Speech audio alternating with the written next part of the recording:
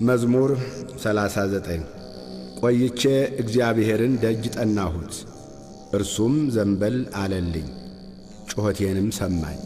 ከጥፋት ጉድጓድ ከረግረግም ጭቃ አወጣኝ። እግሮቼንም በድንጋይ ላይ አቆማቸው፣ አረማመዴንም አጸና። አዲስ ዝማሬን ለአምላካችን ምስጋና በአፌ ጨመረ። ብዙዎች ያያሉ ይፈሩማል፣ በእግዚአብሔርም ይታመናሉ። እግዚአብሔርን የታመነ ወደ ትዕቢተኛና ወደ ሐሰተኛ ያልተመለከተ ሰው ምስጉን ነው። አቤቱ አምላኬ ያደረግኸው ተአምራት ብዙ ነው፣ አሳብህንም ምንም የሚመስለው የለም።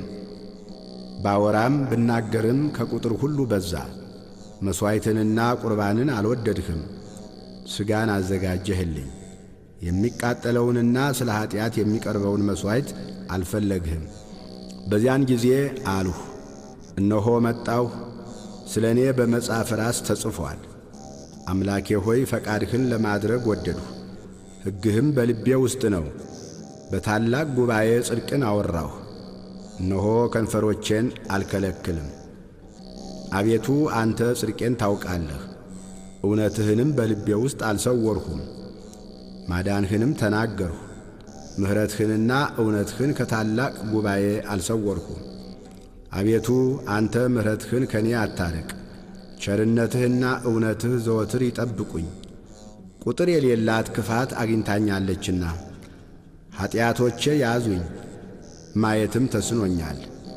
ከራሴ ጠጉር ይልቅ በዙ፣ ልቤም ተወኝ። አቤቱ ታድነኝ ዘንድ ፍቀድ፣ አቤቱ እኔን ለመርዳት ፍጠን። ነፍሴን ለማጥፋት የሚወዱ ይፈሩ፣ በአንድነትም ይጐስቁሉ። በእኔ ላይ ክፋትን ሊያደርጉ የሚወዱ ወደ ኋላቸው ይመለሱ ይጐስቁሉ። እሰይ እሰይ የሚሉኝ እፍረታቸውን ወዲያው ይከፈሉ።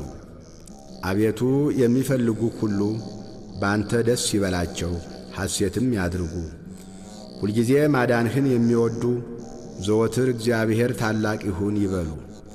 እኔ ችግረኛና ምስኪን ነኝ፣ ጌታ ግን ያስብልኛል። አንተ ረዳቴና መድኃኒቴ ነህ። አምላኬ ሆይ አትዘግይ።